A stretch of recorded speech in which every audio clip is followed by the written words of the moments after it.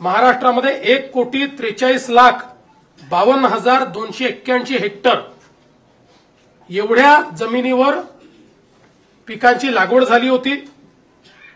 यापैकी साधारणपणे 68,69,756 हेक्टर एवढ्या जमिनीवरचं पिकांचं नुकसान झालेलं आहे।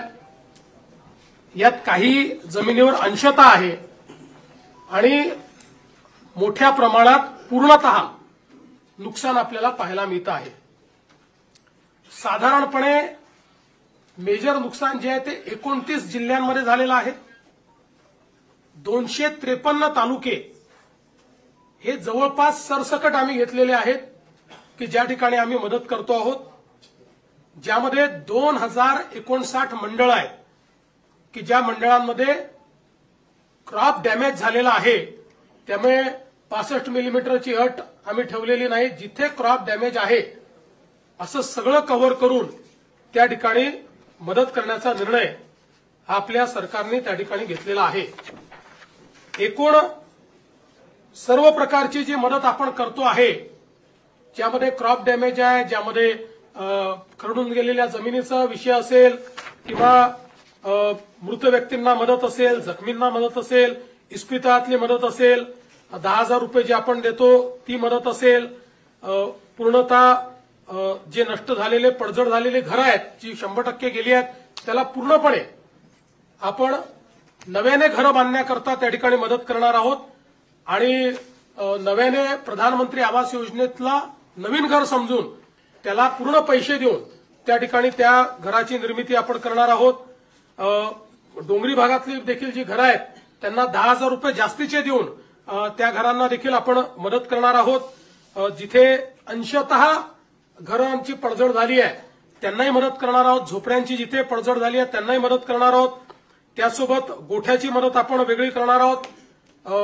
दुकानदारांचं देखील नुकसान झालेल्या जवळपास 50,000 रुपयापर्यंतचं दुकानदारांना देखील आपण त्या ठिकाणी मदत करणार आहोत।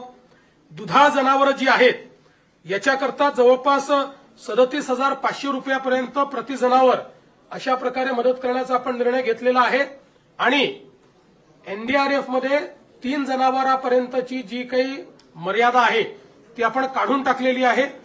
जेवढ्या जनावरांचं त्या ठिकाणी मृत्यू झाला असेल त्या प्रत्येक जनावराकरता राज्य सरकारच्या वतीनं कॉम्पेन्सेशन देण्यात जाईल। ओढकाम करणारी जी जनावरं आहेत त्याच्याकरता 32,000 रुपये प्रति जनावर देण्यात येईल। कुक्कुटपालनाकरता देखील आपण त्या ठिकाणी जो काही आपला दर आहे तो 100 रुपये प्रति कोंबडीप्रमाणे जेवढं नुकसान झालं असेल तेवढं देणार आहे। विशेषतः खरडून गेलेली जी जमीन आहे हा एक अत्यंत महत्वाचा विषय आहे, कारण शेवटी शेतकऱ्याला सॉइल आणावं लागणार आहे, माती आणावी लागणार आहे आणि त्याकरता मोठ्या प्रमाणात त्यांना त्याची मदत आपल्याला करावी लागणार आहे आणि म्हणून आपण हा निर्णय केलेला आहे की 47,000 रुपये हेक्टरी त्यांना कॅश कॉम्पेन्सेशन आणि 3 लाख रुपये हेक्टरी हे नरेगाच्या माध्यमातून आम्ही त्यांना देणार आहोत। म्हणजे जवळपास 3.5 लाख रुपये हेक्टरी हे खरडून गेलेल्या जमिनीकरता शेतकऱ्यांना उपलब्ध करून देण्याचा निर्णय हा आपण या ठिकाणी घेतलेला आहे। आणि याच्या व्यतिरिक्त सगळ्यात महत्वाचं की जे काही कॉम्पेन्सेशन आपल्याला क्रॉपच्या संदर्भात द्यायचं आहे त्या क्रॉपच्या कॉम्पेन्सेशनच्याकडे मी शेवटी येतो। बधित विहिरी आहेत, आता ज्या विहिरींमध्ये गाळ गेला आहे, ज्या विहिरींचं नुकसान झालेलं आहे याकरता एनडीआरएफचे कुठलेही नॉर्म्स नाहीत, तरी देखील राज्य सरकारने एक विशेष बाब म्हणून 30,000 रुपये प्रति विहीर ही मदत करण्याचा निर्णय घेतलेला आहे, ज्यातनं हा गाळ काढणे आणि ती विहीर सुस्थितीत आणणे हे काम देखील आपण करणार आहोत। यासोबत अन्नधान्याच्या किट्स वगैरे आपण त्या ठिकाणी देतो, ते मी यापूर्वी देखील सांगितलेलं आहे। आपण 2 अजून निर्णय याच्यात घेतले आहेत की जे काही इन्फ्रास्ट्रक्चरचं नुकसान झालं आहे ग्रामीण भागामध्ये त्याकरता 10,000 कोटी रुपये इन्फ्रास्ट्रक्चरच्या नुकसानीकरता आपण उपलब्ध करून देणार आहोत। डीपीसी मध्येही 5% अशा प्रकारे पूरग्रस्त भागातल्या कामाकरता आपण जवळपास 1,500 कोटी रुपये हे आपण उपलब्ध करून दिलेले आहेत। एक मागणी सातत्याने यायची, ओला दुष्काळ जाहीर करा, ओला दुष्काळ जाहीर करा।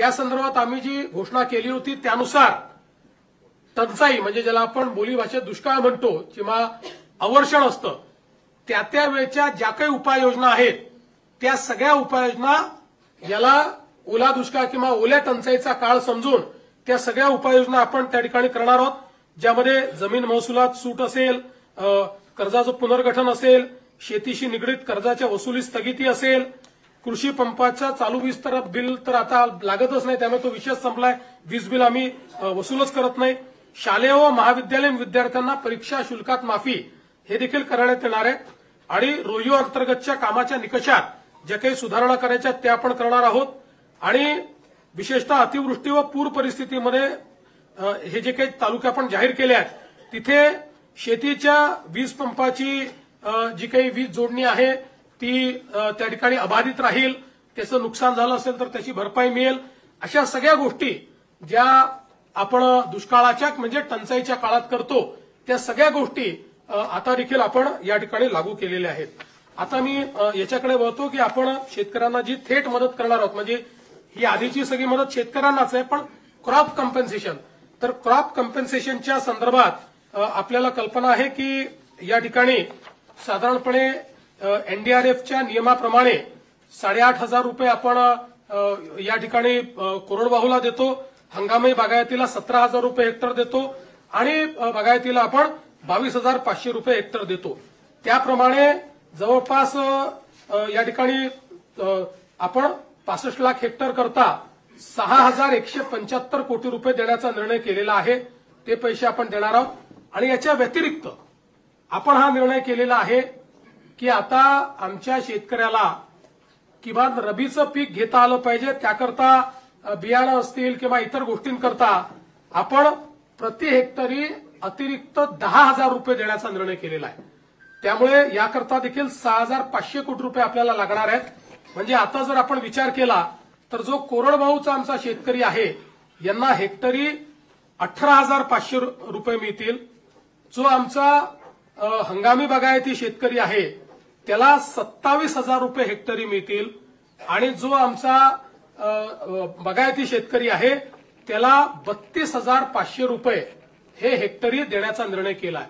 याच्या व्यतिरिक्त जवळपास 45 लाख आपले शेतकरी जे आहेत यांचा विमा आपण उतरवलेला आहे. विमा उतरवलेल्या शेतकऱ्यांना याच्या व्यतिरिक्त आता त्याचं कॅल्क्युलेशन चाललेलं आहे, पण याच्या व्यतिरिक्त अगदी कन्झर्वेटिव्ह साईडला जरी आपण पकडलं तरी ज्यांचं पूर्ण नुकसान झालेलं आहे अशा शेतकऱ्यांना साधारणपणे 17,000 रुपये हेक्टरी विम्याचे पैसे मिळतील. त्यामुळे आपण जर बघितलं तर ज्यांनी विमा उतरवलेला आहे अशा शेतकऱ्यांना साधारणपणे त्यातले जे कोरडवाहूचे शेतकरी आहेत त्यांनाही 35,000 पर्यंत मिळतील आणि जे बागायती आहेत त्यांना तर 50,000 प्रति हेक्टरच्या वर एकंदरीत पैसे जे आहेत ते या ठिकाणी प्राप्त होणार आहेत. आणि साधारणपणे आपण जर एकूण राज्य सरकारने या ठिकाणी जो काही आता याच्यावर नियतव्यय दिलेला आहे त्याचा एकत्रित अंदाज बांधला, आम्ही याच्यामध्ये साधारणपणे इन्शुरन्सचे पैसे जे आहेत ते 5,000 कोटीच पकडले आहेत, पण आमचा अंदाज आहे 7,500 ते 10,000 कोटी रुपये आम्हाला त्यातनं मिळतील. पण कन्झर्वेटिव्ह अंदाज आम्ही पकडलाय कारण त्या संदर्भात अजून क्लेम जाणे आणि ती सगळी प्रोसेस होणे आहे. पण हा जरी आपण पकडला कन्झर्वेटिव्ह अंदाज तरी एकूण राज्य सरकारच्या वतीनं 31,628 कोटी रुपयांचं पॅकेज हे आपण या ठिकाणी देतो आहोत की ज्या माध्यमातून 31,628 कोटी एवढं पॅकेज म्हणजे जवळपास 32,000 पर्यंत हे पॅकेज चाललेलं आहे. अशा 32,000 कोटीपर्यंत अशा प्रकारचं हे पॅकेज या ठिकाणी आपण दिलेलं आहे आणि आपला प्रयत्न आहे की यातला जेवढा जास्तीत जास्त पैसा हा आपल्याला या ठिकाणी दिवाळीच्या आधी देता येईल. किमान क्रॉप कॉम्पेन्सेशनचे पैसे वगैरे जे काही आहेत हे जेवढे जास्तीत जास्त दिवाळी आधी पुश करता येतील. बाकी तर जे मृत व्यक्तींचं सहाय्य आहे, जखमींचं सहाय्य वगैरे हे आम्ही ऑलरेडी देऊन टाकले आहेत. 10,000 रुपये जे द्यायचे आहेत ते ऑलरेडी देऊन टाकलेले आहेत. बऱ्याच गोष्टी आपण यातल्या दिलेल्या आहेत. काही गोष्टी ज्या राहिलेल्या आहेत त्या सगळ्या गोष्टी आणि क्रॉप कॉम्पेन्सेशनचे पैसे हे आपण त्या ठिकाणी देण्याचा प्रयत्न करणार आहोत. आणि आपण जर विचार केला तर निव्वळ क्रॉप कॉम्पेन्सेशन करता आपण याच्यामध्ये जे पैसे देतो ते देखील जवळपास 18,000 कोटी रुपयांपेक्षा जास्त आहे. म्हणजे मला असं वाटतं की आतापर्यंतच्या इतिहासात सर्वात जास्त पैसे हे क्रॉप कम्पेन्सेशनला देण्याचा प्रयत्न या ठिकाणी आपल्या सरकारच्या माध्यमातून आम्ही केलेला आहे. आम्ही तिघांनी बसून याच्यावर खूप विचार केला आणि हा निर्णय केला की 4 खर्च कमी करावे लागले तरी देखील आपण त्या संदर्भात मागे पुढे पाहू नये, कारण शेतकऱ्यांवर अभूतपूर्व अशा प्रकारचे संकट आहे आणि म्हणून आपण जे काही जास्तीत जास्त करता येईल तो करण्याचा प्रयत्न आम्ही करू. याच्या व्यतिरिक्तही आमचा हा प्रयत्न आहे. आज मुख्यमंत्री सहायता निधीला देखील मोठ्या प्रमाणात लोक मदत करतायत आणि त्याही माध्यमातून अनेक गोष्टी अशा असतात की ज्या आपल्या कुठल्याच नियमामध्ये आपल्याला कव्हर करता येत नाहीत. त्यामुळे अशा प्रकारच्या ज्या काही गोष्टी हळूहळू आढळतील त्याच्यावर आम्ही मुख्यमंत्री सहायता निधीतनं किंवा काही लोकांनी सीएसआर देखील देण्याचं मान्य केलं आहे. त्या सीएसआरच्या माध्यमातून आपल्याला कशी मदत करता येईल या संदर्भातला प्रयत्न आमचा असणार आहे. कुठल्याही परिस्थितीमध्ये शेतकऱ्यांच्या मुलांचं शिक्षण हे याच्यामुळे बाधित होऊ नये, त्यांची स्वप्न कुठेतरी खंडित होऊ नये अशा प्रकारचा प्रयत्न या माध्यमातून आम्ही या ठिकाणी केलेला आहे. त्यामुळे हे सगळं मी आपल्यासमोर पॅकेज ठेवलेलं आहे. मी माननीय अजितदादा आणि शिंदे साहेबांना विनंती करतो की त्यांनी देखील मत याच्यावर व्यक्त करावं.